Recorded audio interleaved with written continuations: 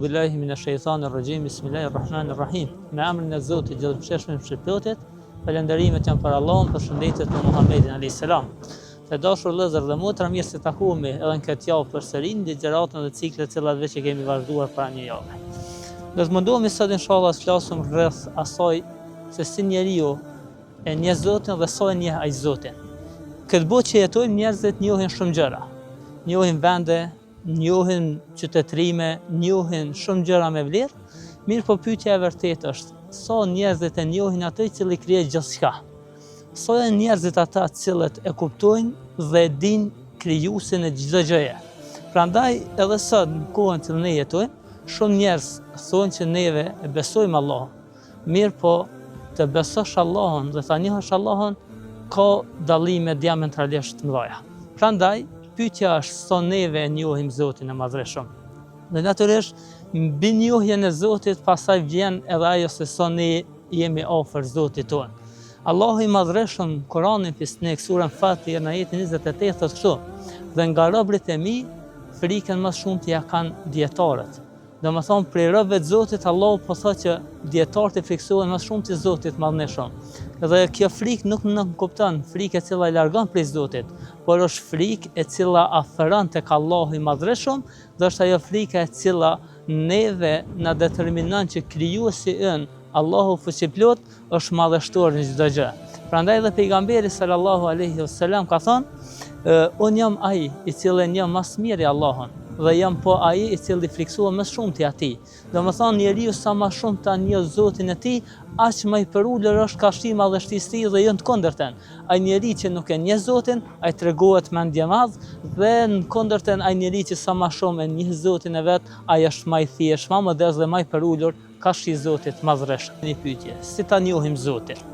Do të mundohem para jush paraqes 4 elemente të cilat na ndihmojnë shumë në këtë drejtim. E para prej tyre është Allahu njihet më së miri përmes librit të tij të shpallur Kur'anit Fisnik. Sepse siç e dim Zoti i Madhreshëm në Kur'anin Fisnik përmbledhi gjitha shpalljet dhe atë e zbriti si udhërrëfyes për gjithë njerëzimin. Zoti i Madhreshëm në surën El-Bekare në ajetin e 2 na thotë: "Zalikal kitabu la raiba fi." Ky është libri që nuk ka dyshim në atë që është prej Zotit.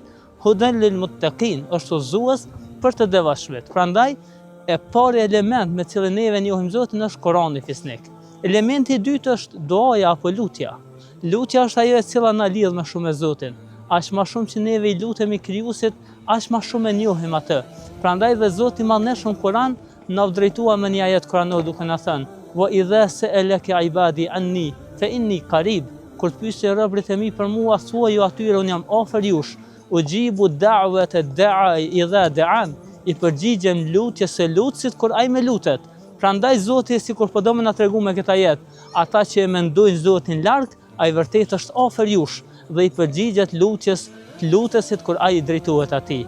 Elementi i tretë me cilin neve mund ta njohim Zotin më shumë është meditimi rreth asaj që krijoi Zoti. Jo rroll në Kur'an e gjejmë në ajetet kuranore në cilat Zoti na thirr për meditim, na thirr për atë që rreth krijimtarisë tij. Allahu thot me një ajet kuranor: "Inna fi khalqis samawati wal ard wa ikhtilafil layli wan nahari la ayatun li ulil albab." Me të vërtetë, në krijimin e qiellit dhe tokës, ndryshimin e natës dhe ditës, ka argumente të qarta për zotit e mendjes, për ata që mendojnë. Dhe elementi 4 dhe i fundit, me cilin neve njohim Zotin ton, është gjendja në cilën ne kalojmë. Është ajo gjendje në cilën jo gjithmonë jemi të njëjtë. Donjëherë kemi gëzim, donjëherë kemi pikëllim dhe mërzi, dhe kështu është jeta. Njeriu është ai i cili ngjeh Zotin më së miri në këto dimensione. Jo vetëm kur njeriu është ngusht nga jeta dhe e kthehet Zotit, por edhe atëherë kur ai është i lidhur me gjitha mirësitë e Allahut, e kujton Zotin, falenderon për mirësitë, ndërsa për sprovat eventuale mbështetet te Zoti dhe kjo është njohja më e mirë, e cila na ngjall 3 kuptime: njohje me zemër, njohje me mendje dhe njohje nëpërmes veprave tona. Të dashur vëllezër dhe motra, për fund këtë do ndajmë një tregim dhe një ngjarje interesante, cila ka ndodhur në kohën e Musait alayhis salam, për të kuptuar se kur njerëzit e njohin Zotin vërtet Zoti nuk i harron ata asnjëherë. Tregohet që në kohën e Musait alayhis salatu wassalam ishte një çift i cili ishte martuar bukur mati. Mirë po Zoti i Madhreshëm nuk ju kishte falur fëmijë atyre. Dhe një vit prej vitesh nëna zonja shkon tek Musai alayhis salatu wassalam dhe i thotë: "O i dërguar i Zotit, ka vite që jam martuar dhe Zoti i Madhreshëm nuk na ka fal fëmijë. Andaj a ke mundësi ta lutësh Zotin që të na fal fëmijë?"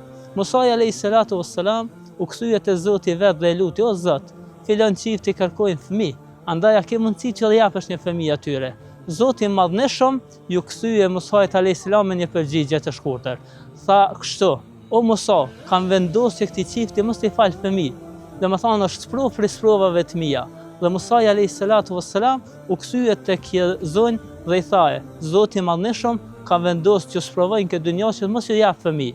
Dhe u kthye zonja e mërzitur, por jo asnjëherë mi humb shpresat në Zotin. Pas një viti u kthy përsëri dhe e takoi Musain alayhis salam dhe përsëri ja tha të njëjtën pyetje: "O i dërguar i Zotit, a ke mundësi ta lutësh Zotin që ta fal fëmijë?" Dhe përsëri Musai alayhis salam u kthy te Zoti, Zoti dha përgjigjen e njëjtë dhe kjo grua u kthy përsëri në shtëpinë e saj. Në vitin e tretë, për habi, kjo grua po vjen tek Musai alayhis salam me foshin e saj në krah. Dhe kur e pa Musai alayhis salatu wassalam, u habit dhe i tha: "I kujtosh ky fëmijë?" Dhe zonja me plot dashuri dhe me plot mallëngjemje tha: "Ky është fëmiu im. Allahu na fali fëmijë mu dhe bashkëshortit tim." Dhe Musai alayhis salam u kthye te Zoti dhe i tha: "O Zot, kur unë të luta 2 vitet e kaluara ti më the që ke vendosur mos i japësh fëmijë këtij çifti. Çka ndodhi tani?" Dhe atëherë Allahu i Madhreshëm i dha një përgjigje Musait alayhis salam, i cili është mësim për gjithë neve deri në kiamet. I tha: "O Musa, nuk ka natë në pjesën e tretë e saj që kjo nanë nuk është zgjua me marr abdes dhe mi fal 2 rekate namaznate. Dhe çdo natë me ka lutur duke më thënë: O ma i mëshirshëm mëshirues, ma jep një evlad." Dhe atëherë thot, kur kjo thot i ngriti duart me aq për ulësi dhe i përmendi emrat e mi Rahman dhe Rahim, unë nuk munda t'ja refuzoj duan e saj dhe ja hapa dyert e qiellit dhe ja bëra duan e pranuar dhe i fala evlad. Prandaj vëllai dhe moter, çfarë do sfide që ke në jetë, çfarë do problemi që ke në jetë, mos harro, njehe Zotin krijuesin tënd, ai është zgjidhja për çdo problem. Zoti ju shpërblet gjithëve. Selamu alejkum wa rahmetullahi wa barakatuh.